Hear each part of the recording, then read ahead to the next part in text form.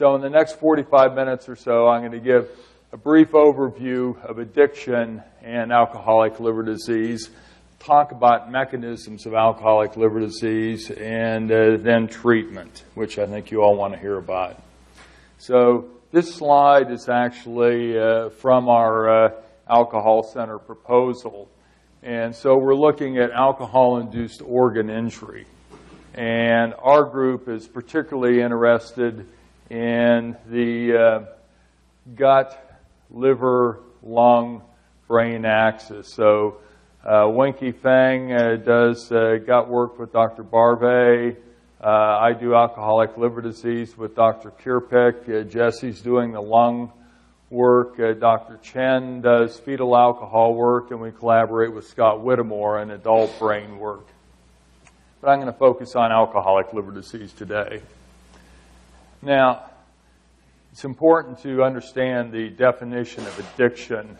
It's defined as a chronically relapsing disorder that is characterized by a compulsion to seek and take drug or stimulus, loss of control and limiting intake, and emergence of a negative emotional state when access to the drug or the stimulus is prevented. And George Koob, who's director of NIAAA, has called that the dark side. So basically, you're taking something in, you can't control it, you're getting less kick each time you take it in, and when you abstain, you feel terrible. So it's a bad thing. So Dr. Roman likes to hear about patients. This is kind of a social statement. So I wish my stepmother was here to have heard Jesse's introduction here. So she's 91. She calls herself the queen of stents, and just had a aortic valve put in non-invasively, some experimental thing, and is doing fantastic. A couple of weeks ago, I went to the funeral of a nurse that had worked for us for a long time. She had breast cancer, diagnosed about 10 years ago, went through chemotherapy, did incredibly well for 10 years, and then had recurrence and died. The last person's a great guy that I take care of, a 46-year-old veteran, has PTSD, alcoholic cirrhosis. He had Hep C, he's been treated, intermittently used heroin, is divorced, doesn't interact with his family anymore, who actually do love him, and he's unemployed.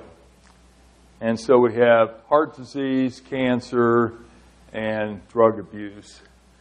So this is a 91-year-old, a 71-year-old, and classically, drug abusers are in their productive years, and those productive years are lost. And so this is a slide from the NIH on the scope and cost of addiction. So here you look at alcohol and prevalence, cancer, not too far apart. Jason's sitting there, so he'll tell you cancer is the most important thing in the world. And here's HIV, 1.1 million patients. If you look at HIV cost, it's very small in the United States over here compared to alcohol or cancer. 10% of the NIH budget goes to HIV. That's 5 to 7 times as much as goes to alcohol abuse. So there are social problems in the United States and health problems that are well advertised, and there are other ones that are kind of under the radar screen. And addiction, unfortunately, is under the radar screen. So 2 real patients. So the first one, I get up in the morning and work out and listen to sports on TV, and so we'll have Mike 1 and Mike 2 here. So Mike 1 is a 58-year-old white male. He's a company president. He owns a huge farm out in Kentucky that he goes hunting on, and he came to me with the new onset of jaundice and ascites and new renal dysfunction. And on physical exam, he was jaundiced. He had little ascites and peripheral edema, and laboratory-wise, everything was okay. What I'd expect for alcoholic hepatitis. His albumin was a little bit low, and he had more renal dysfunction than I would have expected.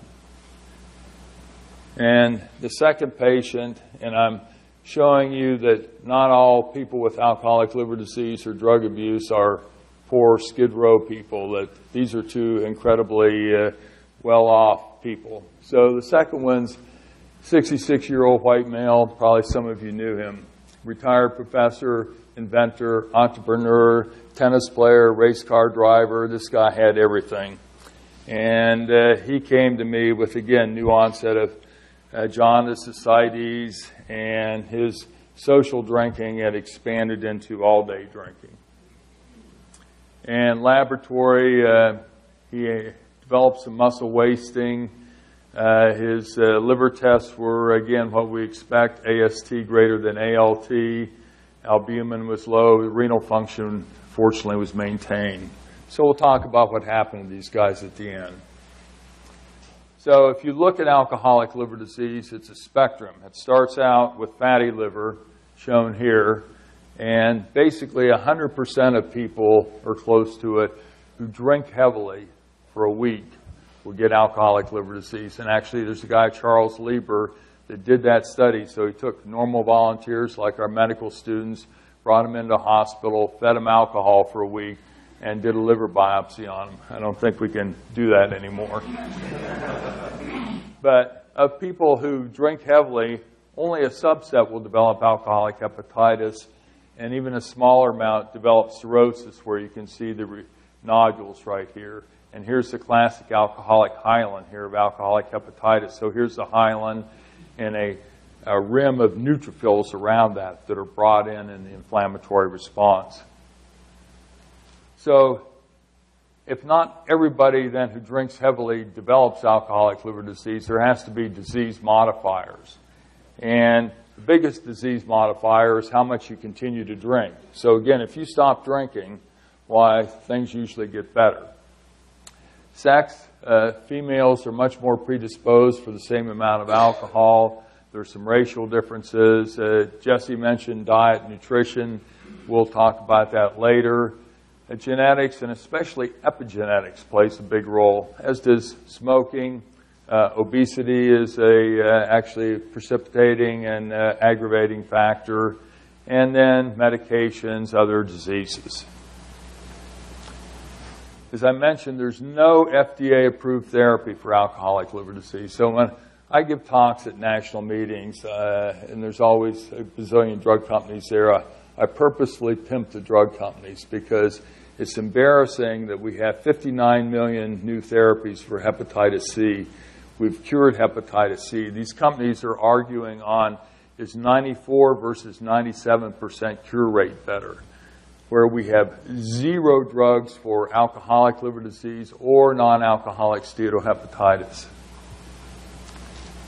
And this is the most inflammatory part of alcoholic liver disease, acute alcoholic hepatitis. So over 50,000 people are hospitalized in the United States, a little less than 1% of all hospitalizations.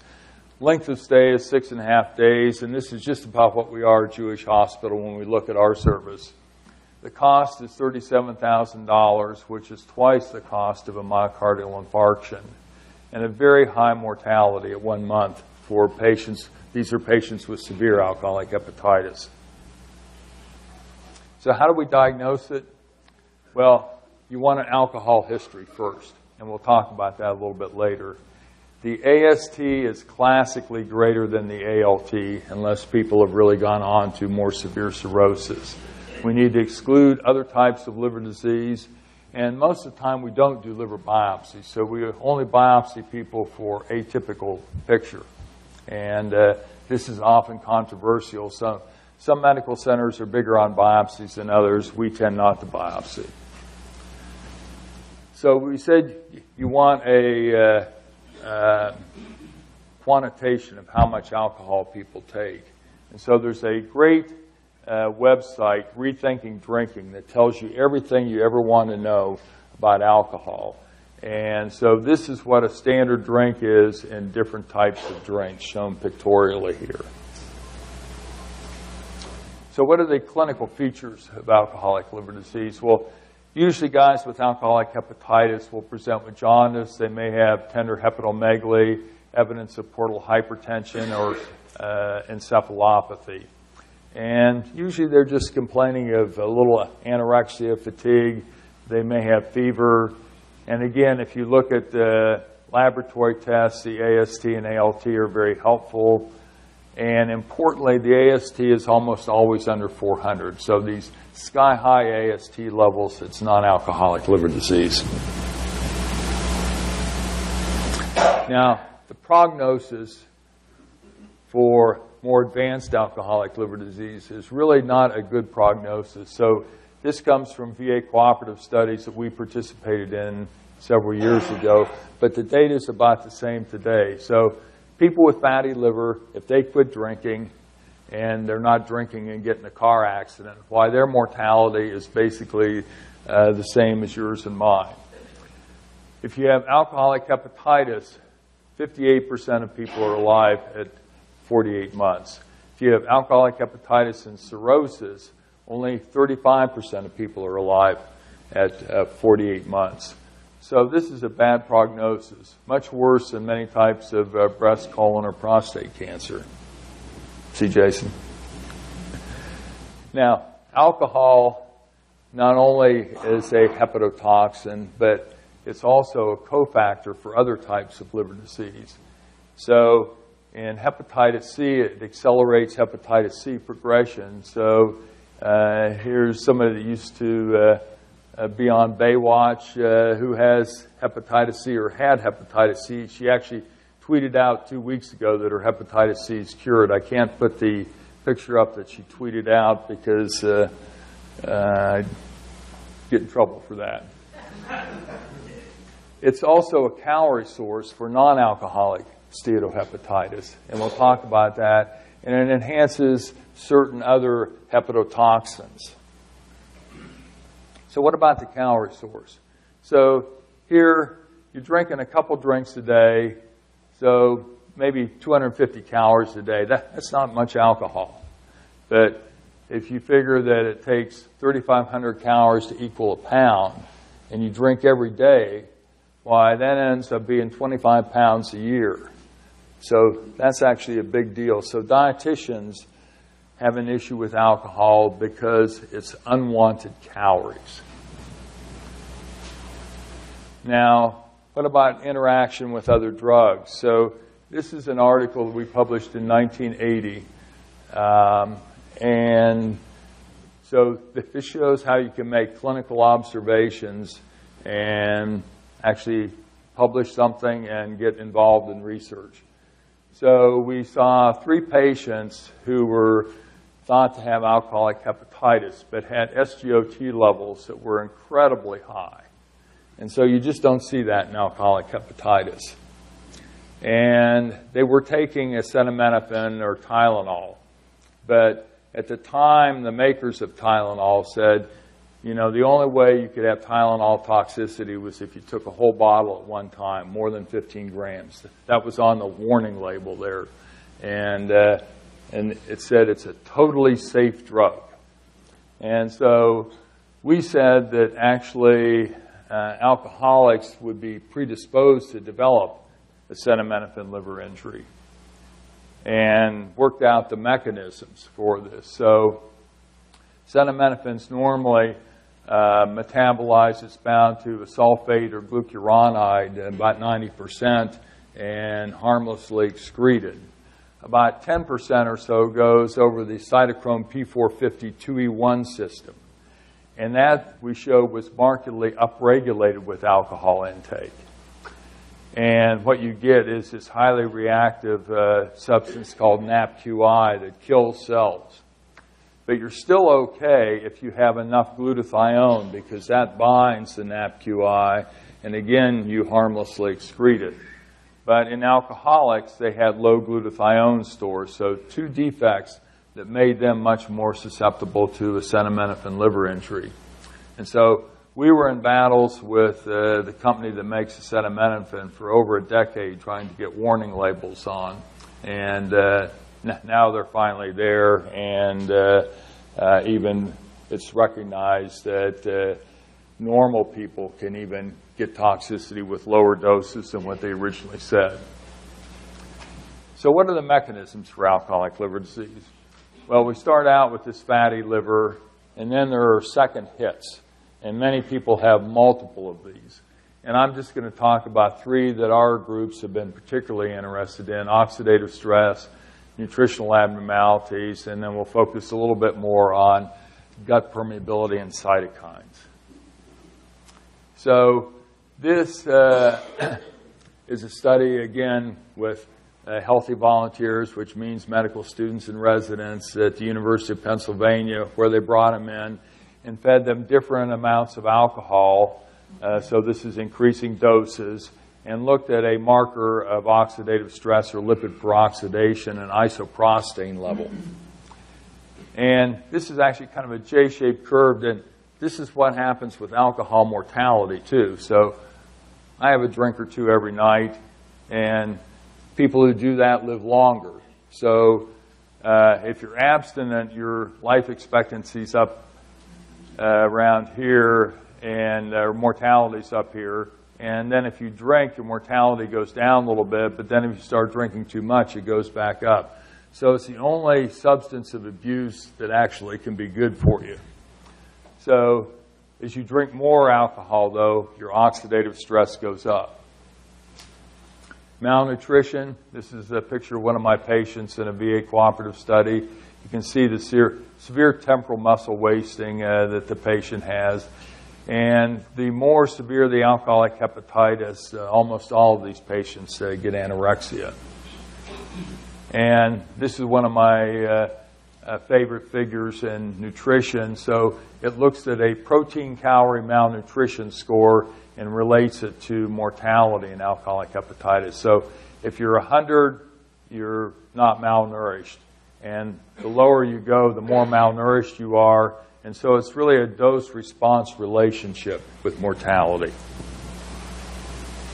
And here we're looking at moderate or severe malnutrition in people who otherwise have similar severity of alcoholic hepatitis.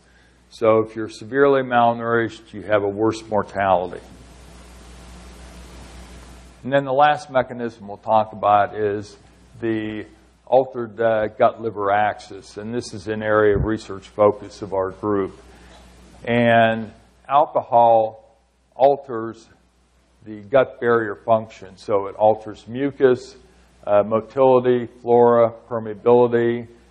Things leak across like endotoxin, gut-derived toxins. You get endotoxemia. This stimulates cytokine production, and you get organ injury. And that's shown in the cartoon here, where we activate the toll-like receptors. Now, the gut barrier is actually incredibly complex. So there's a new article every day on alterations in gut flora doing something. So here's the gut bacteria up here, these little blue babies.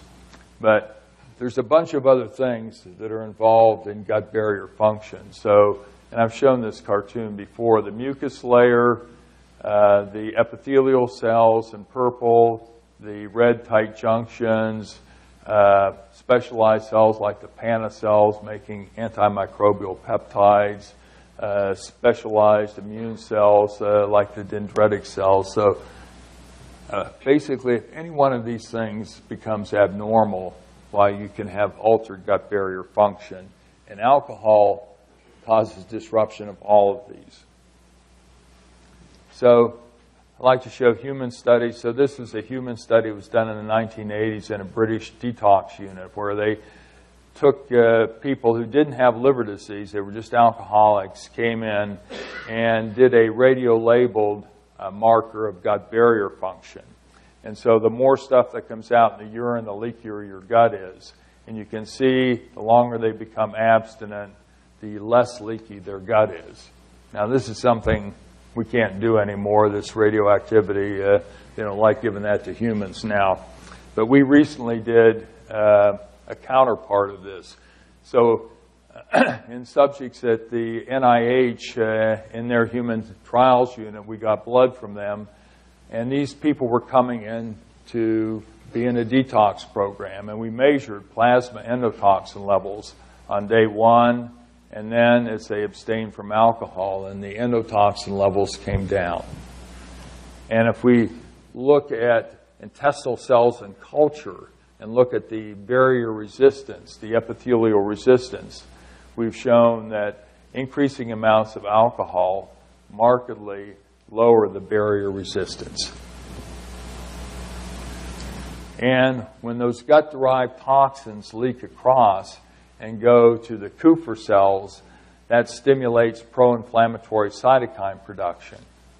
And so, again, we first showed that back in the 1980s. So Charles D. Norello actually described interleukin-1 and the bioassay for it.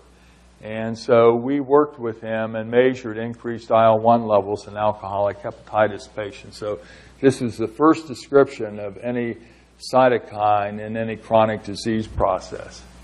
And subsequently, we measured increased TNF in alcoholic hepatitis. So we took peripheral blood monocytes from alcoholic hepatitis patients and normal volunteers. And the alcoholic hepatitis patients made much more. And then we showed that plasma TNF was also elevated. So these cytokines actually not only cause the liver injury, but many of the metabolic abnormalities that we see, actually like muscle wasting, like the fever that you see, the neutrophilia, those are all cytokine responses.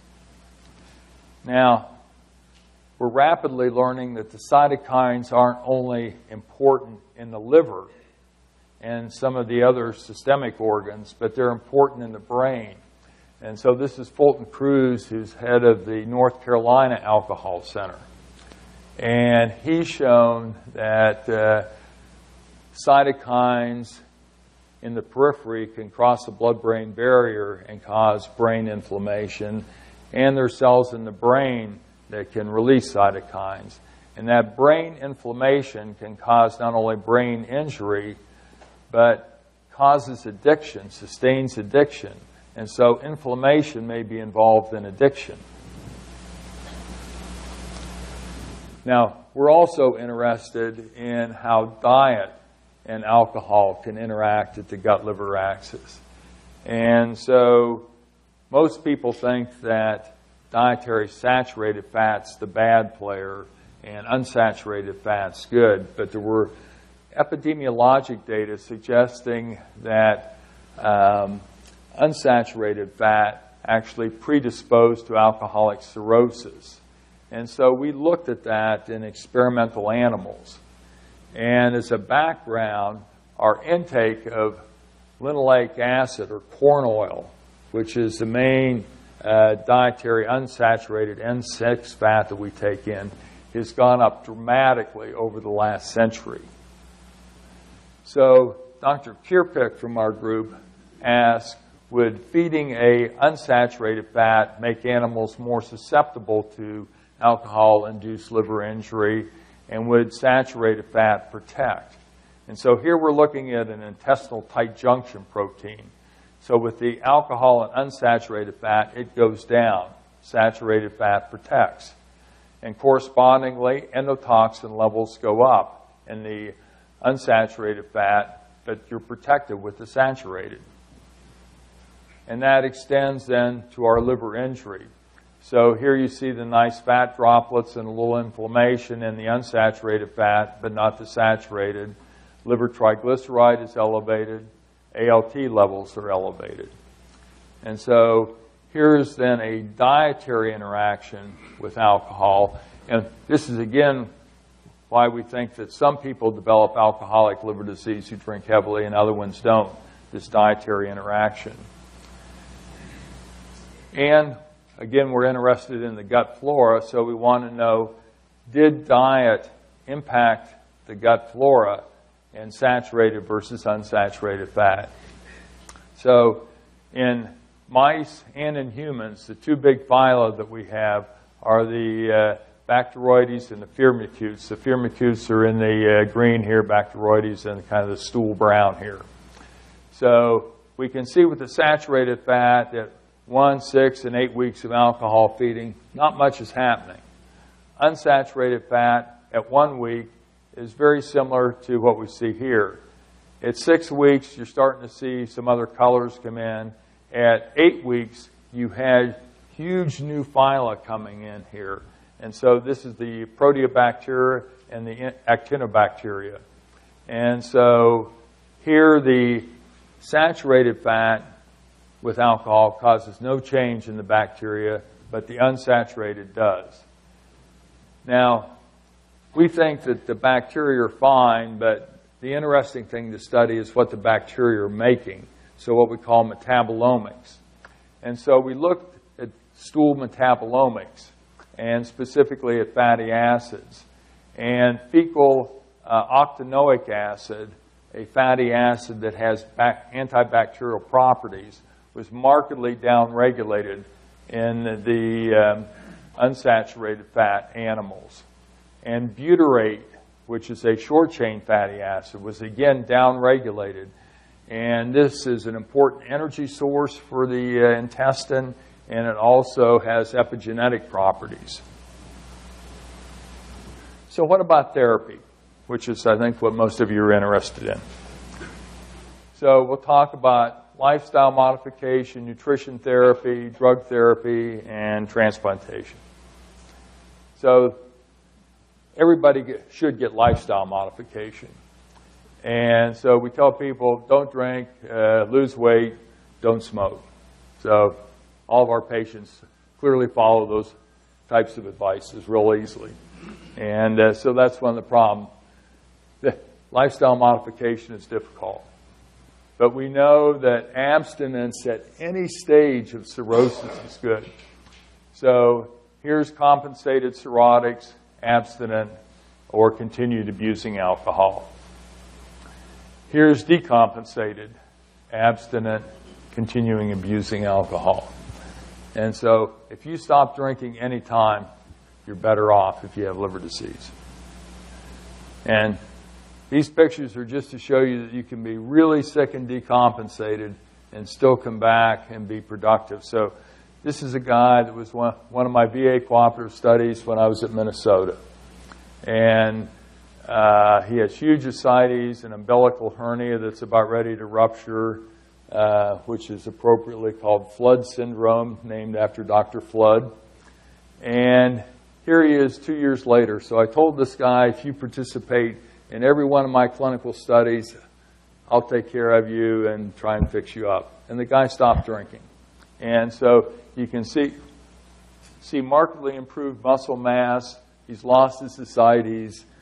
He's actually back working. He's reunited with his family. So this is a success story. Increased BMI is a risk factor for development of fibrosis in alcoholic liver disease. Cigarette smoking markedly accelerates fibrosis. What about nutritional therapy?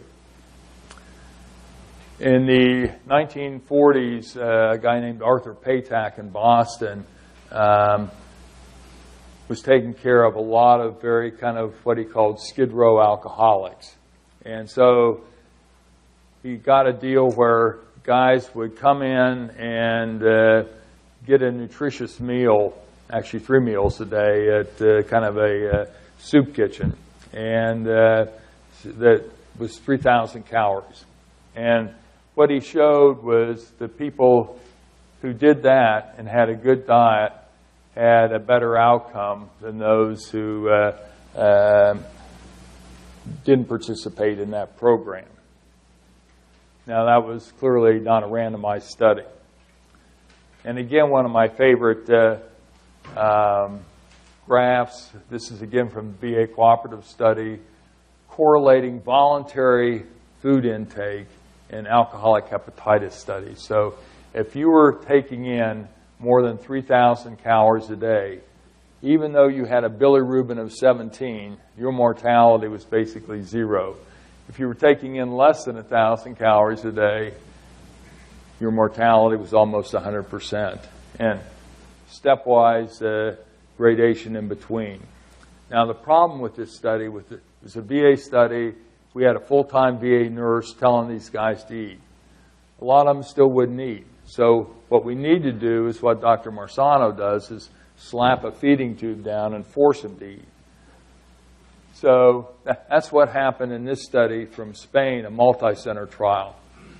They randomized people to either getting a feeding tube down and forcing them to eat, and they got a 2,000 calories a day of a liver-specific formula, or standard of care, which was prednisone. And at 1 month, which was the primary marker of outcome marker, why mortality was about the same. So feeding was just as good as prednisone. At 1 year, the people who got feeding actually had a better mortality.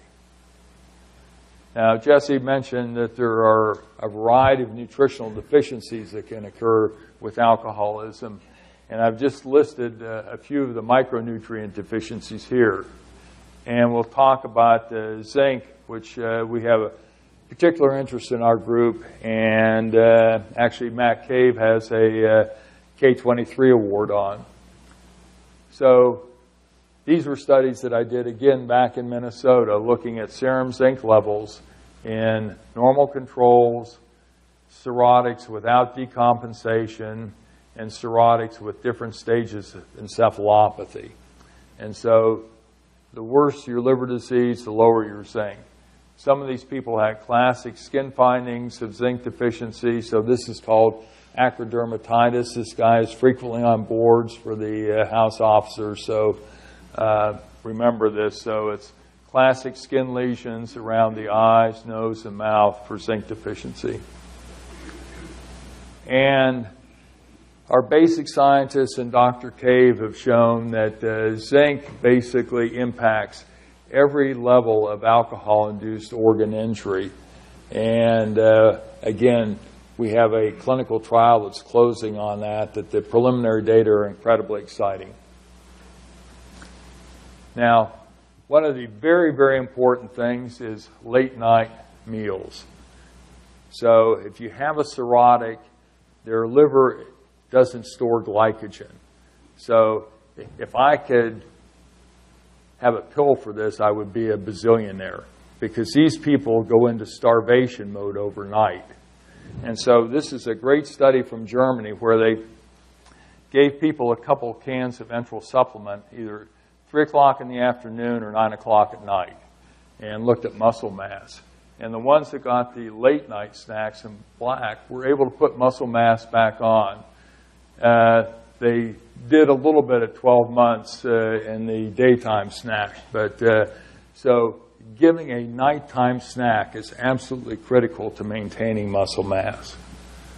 People worry about giving too much protein precipitating encephalopathy. Basically, it doesn't happen. They worry about putting a feeding tube down. Are they going to rupture the varices? Doesn't happen. And I see my patients in clinic, and they're losing muscle mass, and they ask why. And one of the reasons is critical anabolic hormones, in this case IGF-1, are made in the liver. And so they're not making these hormones. So these are the hormones that baseball players like to inject. So our guys aren't getting it. So here's normal up here. And these are people in our alcoholic hepatitis study. So these are guys that are our survivors. So 6 months after kind of getting better, their IGF-1 levels are still terrible. And so I have all my patients have 2-pound weights. I tell them to eat at night, and when they're sitting there watching TV, pump iron. What about drug therapy? So we have a bunch of things that don't work. And the two really disappointing ones were antioxidants, and I still have hope for that, and anti-TNFs. And we know that TNF, a little bit, is important for liver regeneration. And so that's why we think giving anti-TNFs didn't work. So what about the steroids and Pentoxifylline, the two things that are out there? So you give steroids for people who have severe alcoholic hepatitis. So that's a discriminant function greater than 32. And I used to hate steroids because we classically gave them for a month. And so you could get all kinds of steroid side effects. But now we have this 1 week rule. So if your bilirubin doesn't drop over a week, then we know you're not going to respond to steroids, and so you can stop.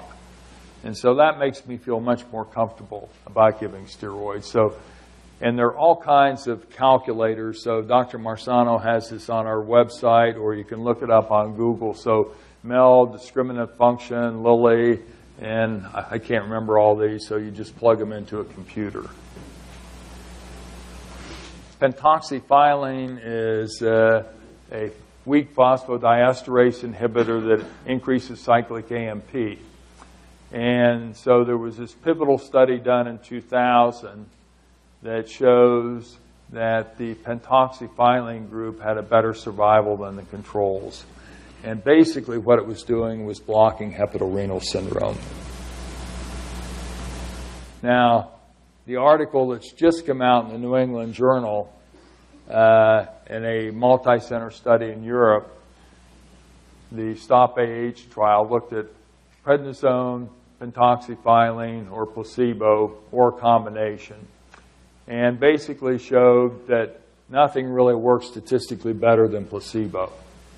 And there are multiple issues with this study. One is that the placebo group had a very low mortality, and they were using good nutritional support. They were using other reasons to support hepatorenal syndrome, but it puts us in a situation where we have no magic bullet for alcoholic liver disease now.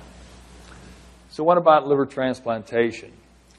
So classically, we request that our patients be abstinent for 6 months before we consider liver transplantation. So we don't want people going back to drinking. And looking at liver transplant data, recidivism really isn't the cause of further organ injury or loss of an organ. So we do a pretty good job there. Where people actually get into trouble is upper airway and upper GI tumors, and so often they go back to smoking. So they don't drink, but they go back to smoking.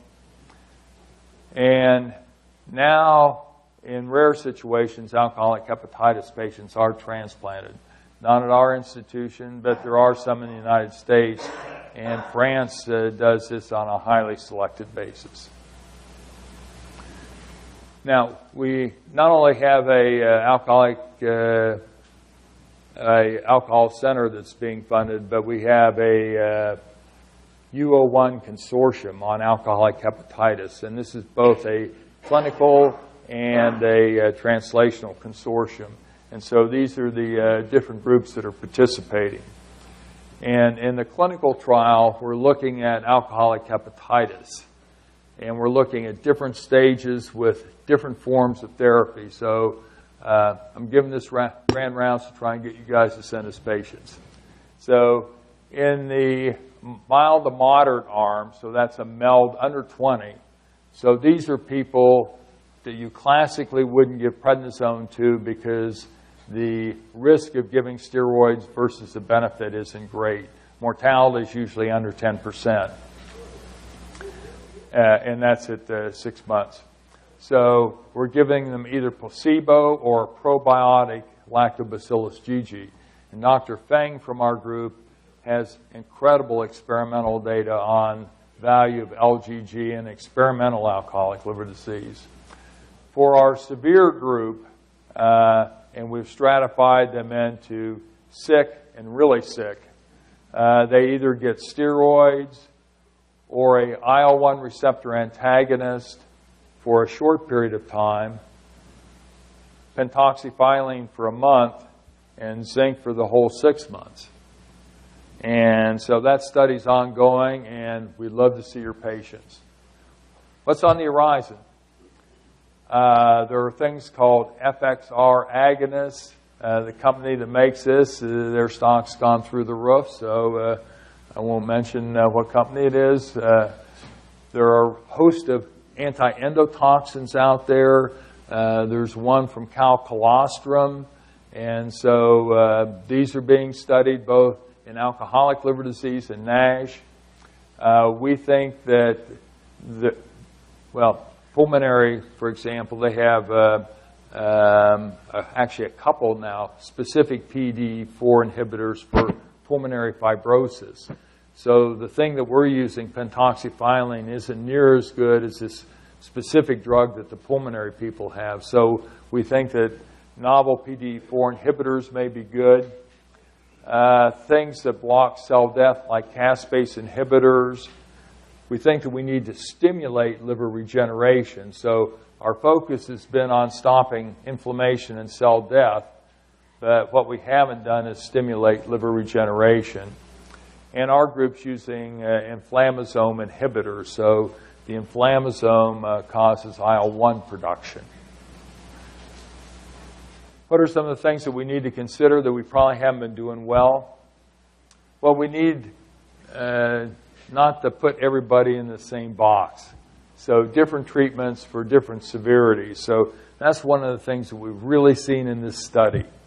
So people that have milder liver disease, giving them some anti-IL-1 or high-dose steroids or stuff like that, the risk is greater than the benefit. But treating them with something to either get them out of the hospital or prevent them from being readmitted, if it's inexpensive and safe, would be good. So we're using probiotics or other things to stabilize gut barrier function. This intermediate meld is where we think the anti-inflammatory drugs are going to work. And so there's a fair amount of death there, but not everybody dies. Here, everybody dies. And so we need something to block cell death and also stimulate regeneration. And that's what we're looking at in laboratory models now. We're totally bad on looking at how long we should treat. So all the initial studies, they gave prednisone for a month. So I went back to try and figure out why that was. And basically, that was how long you could keep somebody in a clinical research center back in the 1980s. So no science to it at all. So what we need to do is have our big gun anti-inflammatory drugs for just a week or two, but then have longer-term therapy with nutritional things, with Pentoxifylline, stuff like that, and have combination therapy, or at least that's our thought now. And the thing that we are absolutely terrible at is getting people into alcohol rehab programs. So I'm a hepatologist. I give you steroids, get you better, get you out the door. We need more than that. So in conclusion, alcoholic liver disease remains a major health problem. Alcohol can accelerate other liver diseases.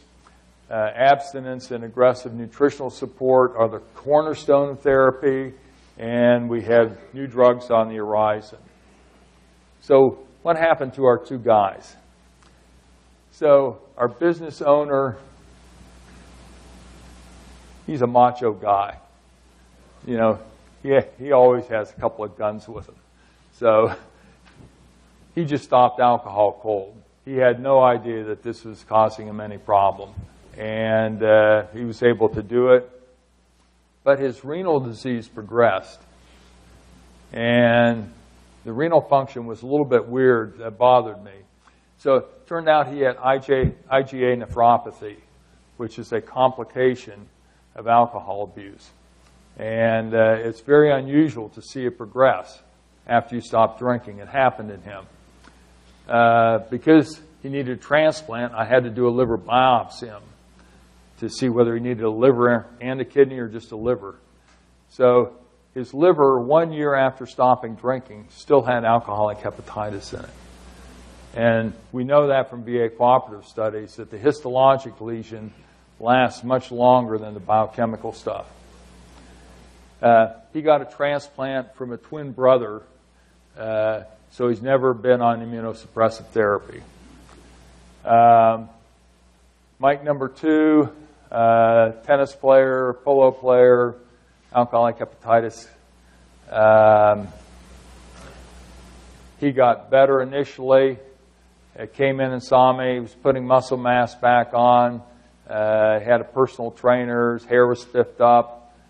And then he relapsed.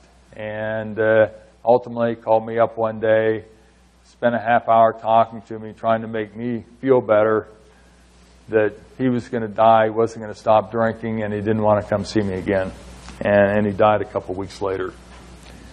So alcohol can be a bad thing. We want you to enroll patients in our study. So here's Dr. Vatsalya, our coordinator, and that's his phone number. Thanks.